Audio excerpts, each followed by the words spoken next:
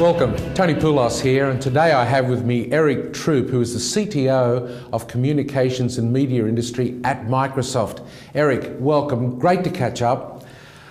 Microsoft has had a very long history with involvement within the TM Forum, particularly in the collaboration programs. Could you give me a little more information on that, please? Well, you know, Microsoft has been going through a transformation just like the rest of the industry. And we've been adjusting to the digital economy, and we've been moving all of our services into a cloud-based model, and we've adapted most of our BSS and OSS and support systems to adjust to that. So we've been tracking along with the rest of the industry as we move to this new digital economy. You've been actively involved in many of our Catalyst programs in the past. What benefit have you got out of that? Well, you know, the catalysts give you an opportunity to both test ideas and understand what some of the other issues are beyond just your own horizon. So we find the catalyst very useful to get that broader perspective of what the digital economy is all about, what are the issues that need to be addressed, and to test some of the approaches that we're thinking about. Have you managed to partner with companies that you've met through the TM Forum and those Catalyst programs? Absolutely. One of the best catalysts in that regard was the Digital Encounter. The Digital Encounter ran for 4 sessions over a 2-year period, and it looked at the problems associated with ingesting digital content and then transforming that digital content and delivering it.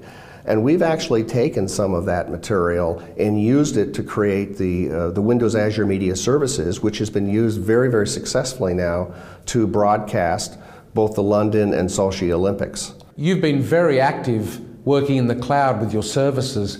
Has the TM Forum's Frameworks program actually helped you in that transition? I would say it's had a good effect on a broad range of areas. It's interesting, you mentioned the handsets. One of the interesting areas that we see developing is retail. And even the telcos have retail businesses and the mobile workforce. And an interesting example of that recently was the Delta Airlines adoption of mobile handsets for their flight crews, for both the pilots and the flight attendants to conduct their business. So we've sort of cloud enabled them and addressed some of the issues of the mobile workforce in a retail environment that's very, very similar to what we've been doing with retail businesses within the telco environment. And working with communication service providers, how is that working out? Have you managed to get traction with them? We are. I mean, first of all, we are a service provider. I make that point all the time. But we have the same issues. We run a very large network. We create enormous demands from applications on that network.